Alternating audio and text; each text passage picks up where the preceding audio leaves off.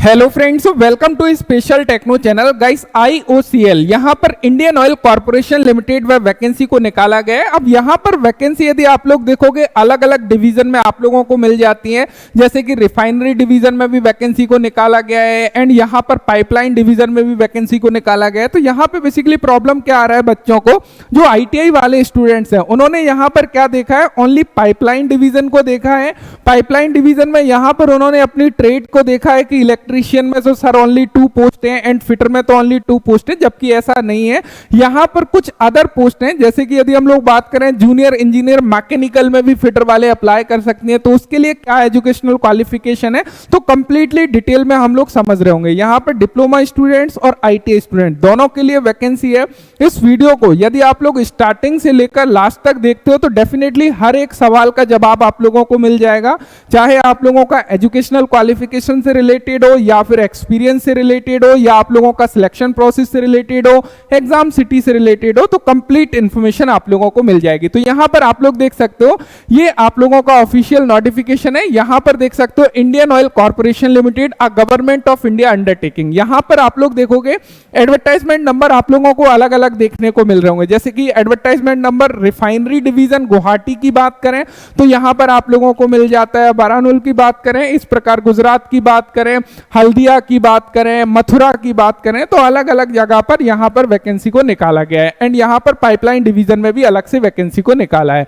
यहां पर यह डायरेक्ट रिक्रूटमेंट है, परमानेंट भर्ती आप लोगों की क्लियर होना चाहिए। यहां पे इन्होंने अगेन क्लियर किया है पे स्केल वगैरह के बारे में, तो हम लोग पोस्ट वाइज नीचे पे स्केल देख रहे होंगे जिससे कि सारी चीजें आप लोगों की क्लियर हो। अब यहां पे आप लोग पोस्ट देख सकते हो सबसे पहले कि किस पोस्ट में कितनी नंबर ऑफ पोस्ट है। अब यहां पर थोड़ा सा समझने की बात है, चीजों को क्लियर तरीके से समझते चलिएगा। सबसे पहले पोस्ट कोड यदि 201 की बात करें, 201 की बात करें, ये जो पोस्ट है junior engineer assistant for production की है। यहां पर आप लोग क्या देख पा रहे हो, इस पोस्ट के रिगार्डिंग यहां पर अलग अलग रिफाइनरी डिवीजन जो है, जैसे कि रिफाइनरी डिवीजन को एक साथ निकाला है, पाइपलाइन डिवीजन की वैकेंसी अलग है। रिफाइनरी डिवीजन में आप क्या देख पा रहे हो, इस पर्टिकुलर पोस्ट की वैकेंसी गुवाहाटी में 19 पोस्ट है एंड यहां पर इस प्रकार गुजरात में 40 पोस्ट है, हल्दिया में यहां पर इतनी है, मथुरा में 19 है। तो इस प्रकार आप लोग देख सकते हो अलग अलग जगह पर यहां पर अलग अलग पोस्ट आप लोगों को देखने को मिल जाती हैं। क्लियर है। इसी प्रकार junior engineering assistant for P&U की बात करें एंड इस प्रकार आप लोग देखोगे junior engineer assistant P&U and O&M की बात करें तो यहां पर भी आप लोगों को देखने को मिल जाती है। तो सबसे पहले तो आपको पोस्ट वाइज यहां पर देख लेना कि किस जगह पर कितनी नंबर ऑफ वैकेंसी है। अब आप लोगों को अपनी जो है लोकेशन को भी चूज करना होगा कि बेसिकली कहां से आप लोग अप्लाई करना चाहते हो। तो यहां पे एक चीज ध्यान रखिएगा, जैसे कि मान के चलिए जो स्टूडेंट्स हैं वो junior engineer assistant for production में अप्लाई करना चाहते हैं, तो यहां पे ये मत फोकस करिएगा कि हमको गुजरात से अप्लाई करना है क्योंकि 40 पोस्ट वहां पर है, क्योंकि हम लोगों को मीडियोकर बेसिकली देखना है। सबसे पहले आपको अपनी लोकेशन के अकॉर्डिंग देखना होता है कि मेरी किस लोकेशन में हूं, मैं जॉब प्रोफाइल जो है मैं कहां पर मेरे लिए बेहतर होगा, क्योंकि ज्यादातर केसेस में क्या होता है जहां पर नंबर ऑफ पोस्ट ज्यादा होती है वहां पर मैक्सिमम लोग अप्लाई करते हैं और जहां पर मीडियोकर पोस्ट है वहां की कट ऑफ डेफिनेटली कम चली जाती है। तो इस चीज का थोड़ा सा ध्यान रखना है। उसके अलावा यहां पर काफी सारी पोस्ट आप लोगों को मिल जाएंगी। अभी हम लोग नीचे देख रहे होंगे कि किस पोस्ट के लिए क्या एजुकेशनल क्वालिफिकेशन है। अब देखो यहां पर ये जो वैकेंसी है वो पाइपलाइन डिवीजन की है। यहां पर आप लोग देखोगे इंजीनियरिंग असिस्टेंट इलेक्ट्रिकल की पोस्ट है। अब यहां पर इलेक्ट्रिकल की बात करें, बिहार में, वेस्ट बंगाल में, हरियाणा में, पंजाब में, उड़ीसा में, तेलंगाना में, तमिलनाडु में, गुजरात में, महाराष्ट्र में। इसी प्रकार यहां पर मैकेनिकल की बात करें तो इंजीनियरिंग असिस्टेंट मैकेनिकल में आप लोग देखोगे वेस्ट बंगाल में 1 पोस्ट, तमिलनाडु में 1 पोस्ट, गुजरात में 5 पोस्ट है, राजस्थान में भी 1 पोस्ट है। इंजीनियरिंग असिस्टेंट यहां पर देखोगे ये टेक्निकल अटेंडेंट ग्रेड फर्स्ट। अभी आप लोग क्या समझ रहे हैं कि ओनली फिटर वाले जो स्टूडेंट्स है वो टेक्निकल अटेंडेंट फर्स्ट में अप्लाई कर पाएंगे। अभी हम लोग सारी के एजुकेशनल क्वालिफिकेशन देख रहे होंगे, वहां पर चीजें आपकी क्लियर हो पाएंगी, क्योंकि अटेंडेंट फर्स्ट जो पोस्ट है वो बेसिकली स्पेशली आप लोगों को ट्रेड वाइज दी गई है कि किस ट्रेड की कितनी नंबर ऑफ वैकेंसी है। जैसे कि जो टर्नर ट्रेड है या फिर इलेक्ट्रीशियन ट्रेड है वो डेफिनेटली ओनली अप्लाई कर पाएंगे टेक्निकल अटेंडेंट फर्स्ट में, लेकिन फिटर वाले स्टूडेंट्स हैं वो यहां पर मैकेनिकल में भी अप्लाई कर सकते हैं। जैसे कि इंजीनियरिंग असिस्टेंट मैकेनिकल में भी वो लोग एलिजिबल हो जाएंगे तो यहां पर भी अप्लाई कर पाएंगे। साथ ही साथ यहां पर junior engineering assistant for mechanical में भी वो लोग अप्लाई कर पाएंगे। तो अभी हम लोग देख रहे होंगे उसके साथ में क्या एक्सपीरियंस वगैरह इन्होंने मांगा है, उस चीज को थोड़ा सा समझ समझ रहे होंगे। तो अब गाइस यहाँ पर हम लोग देख लेते हैं post wise qualification parameter for refinery division, यानी कि पाइपलाइन डिवीजन को छोड़कर जितनी भी रिफाइनरी डिवीजन है उसके लिए किस पोस्ट के लिए क्या एजुकेशनल क्वालिफिकेशन इन्होंने मांगा है। तो यहां पर सबसे पहले स्टार्ट करते हैं जो हमारा पोस्ट कोड 201 है। 201 में हमारा क्या था, जूनियर इंजीनियर असिस्टेंट प्रोडक्शन की।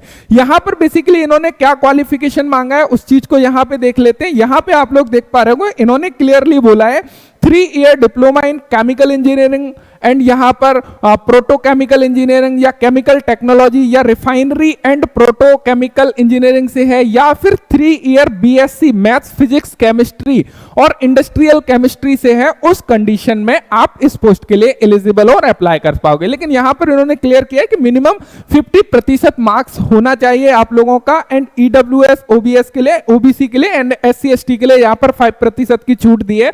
यदि 45% भी मार्क्स है तो अप्लाई कर पाओगे। एंड यहां पर यदि हम लोग बात करें पोस्ट कोड 202 की, यहां पर जूनियर इंजीनियरिंग असिस्टेंट P&U की बात करें, यहां पर इन्होंने क्या बोला है, refinery unit where boiler authority of the state has prescribed boiler competency certificate basically होना चाहिए, जिसको बीसीसी बोलते हैं, विद सेकंड क्लास का इन्होंने बॉयलर कंपिटेंसी सर्टिफिकेट बेसिकली मांगा है।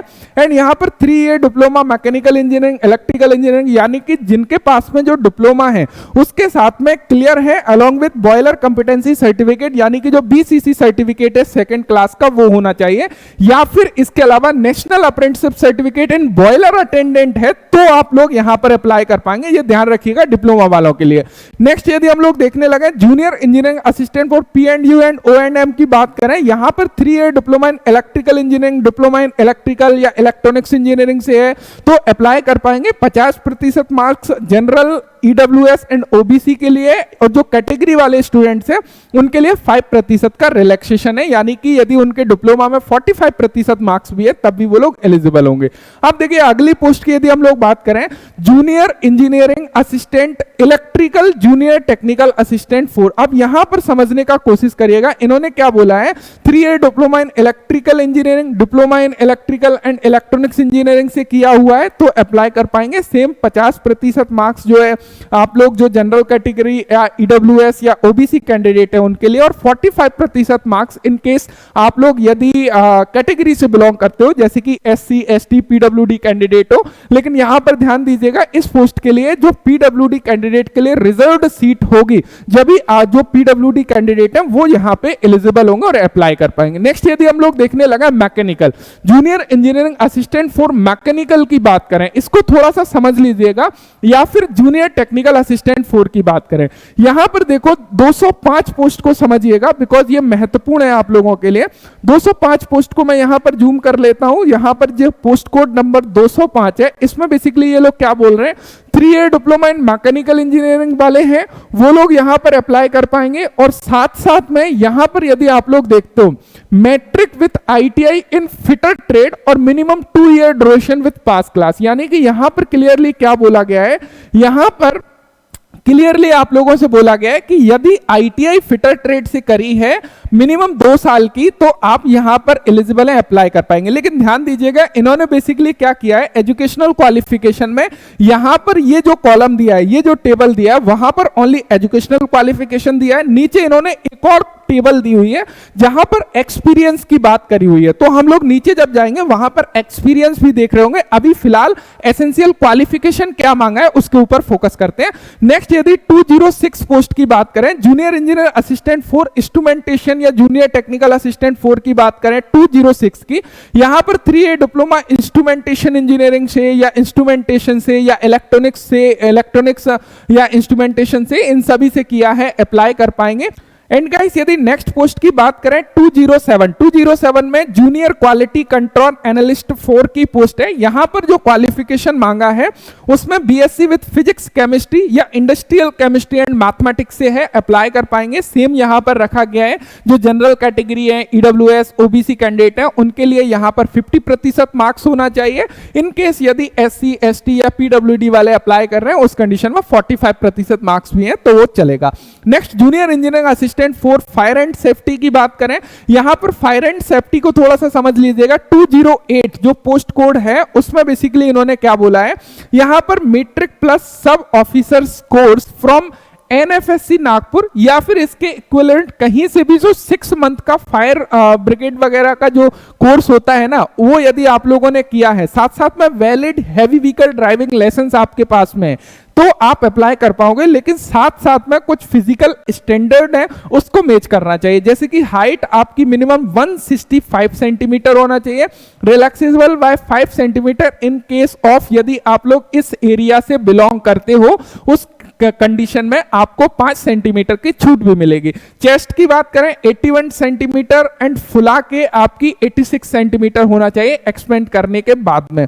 वेट की बात करें मिनिमम वेट 50 केजी का होनी चाहिए। तो ये चीज आप लोगों को जो है क्लियर होना चाहिए। साथ ही साथ मेडिकल स्टैंडर्ड वगैरह आप लोगों का दिया हुआ है, तो इस चीज को आप लोगों को ध्यान में रखना है, क्योंकि यहां पे ये आप लोगों का फायर एंड सेफ्टी से रिलेटेड है। नेक्स्ट यदि हम लोग देखें qualification parameter for pipeline division, ये पाइपलाइन डिवीजन की जैसा कि हम लोगों ने देखा कि रिफाइनरी डिवीजन और पाइपलाइन डिवीजन दोनों में वैकेंसी को निकाला है। तो यहां पर पाइपलाइन डिवीजन की बात करें, इंजीनियरिंग असिस्टेंट इलेक्ट्रिकल 4 की बात करें 301 पोस्ट कोड, यहां पर आप लोग देखोगे 3 ईयर फुल टाइम डिप्लोमा होना चाहिए। किससे? Electrical engineering, electrical and electronics engineering से अप्लाई कर पाएंगे। 302 में यदि बात करें इंजीनियरिंग असिस्टेंट मैकेनिकल में 3 ईयर फुल टाइम डिप्लोमा यदि है मैकेनिकल इंजीनियरिंग से या ऑटोमोबाइल इंजीनियर से अप्लाई कर पाओगे। 303 की बात करें, यहां पर इंजीनियरिंग असिस्टेंट T&I की बात करें 3 ईयर फुल टाइम डिप्लोमा होना चाहिए इन किसी भी डिसिप्लिन से, यहां पर दिया गया है, जैसे कि इलेक्ट्रॉनिक्स एंड कम्युनिकेशन इंजीनियरिंग हो गया, इलेक्ट्रॉनिक्स एंड टेलीकम्युनिकेशन इंजीनियरिंग हो गया, electronics and radio communication engineering हो गया।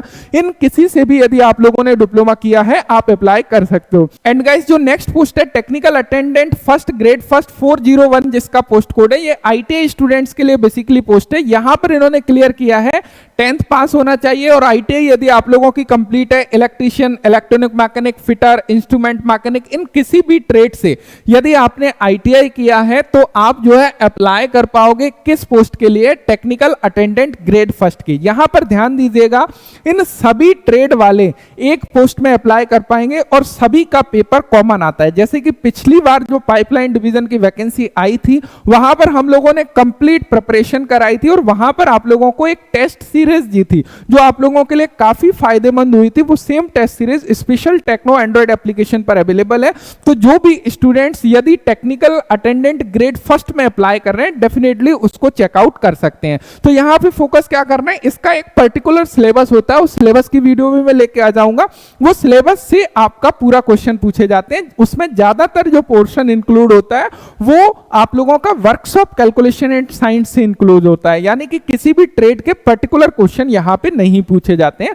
तो इस चीज का विशेष ध्यान रखिएगा। साथ ही साथ जो पाइपलाइन डिवीजन है उसमें कोई भी वर्क एक्सपीरियंस की रिक्वायरमेंट नहीं है किसी भी पोस्ट के लिए। यहां पर आप लोग देख पा रहे हो किसी भी पोस्ट के लिए वर्क एक्सपीरियंस इन्होंने नहीं मांगा है। अब यहां पर ITI की यदि बात करें तो इन्होंने क्लियर किया है कि जो आपकी ITI है वो चाहे आप लोगों ने SCBT से की हो या फिर NCBT से, दोनों ही स्टूडेंट्स यहां पे एलिजिबल होंगे।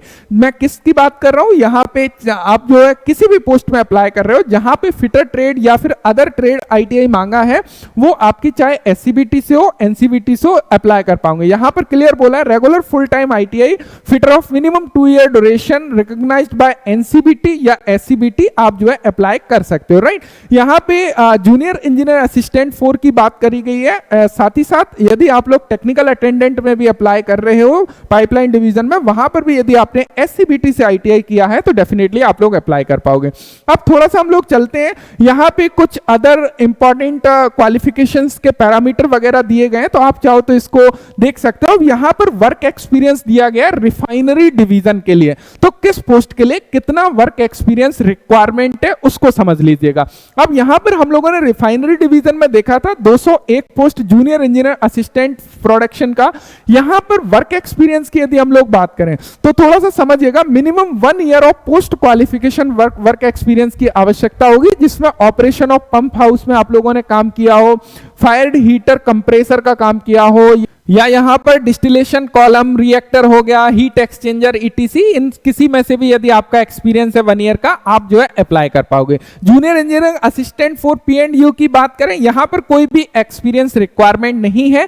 Junior engineer assistant P&U O&M की बात करें, यहाँ पर मिनिमम 1 ईयर का पोस्ट क्वालिफिकेशन एक्सपीरियंस की रिक्वायरमेंट होगी, जिसमें पावर जनरेटर हो गया या डिस्ट्रीब्यूशन हो गया, सब स्टेशन हो गया, इनसे रिलेटेड यदि आपके पास में एक्सपीरियंस है तब आप लोग अप्लाई कर पाओगे। नेक्स्ट यदि हम लोग बात करें यहां पर जूनियर इंजीनियर असिस्टेंट इलेक्ट्रिकल या जूनियर टेक्निकल असिस्टेंट 4 की, यहां पर भी मिनिमम 1 ईयर का पोस्ट क्वालिफिकेशन एक्सपीरियंस इन्होंने मांगा है। Operation maintenance of power generation distribution, यानी कि पावर जनरेशन या डिस्ट्रीब्यूशन से रिलेटेड आपके पास में एक्सपीरियंस से अप्लाई कर पाओगे।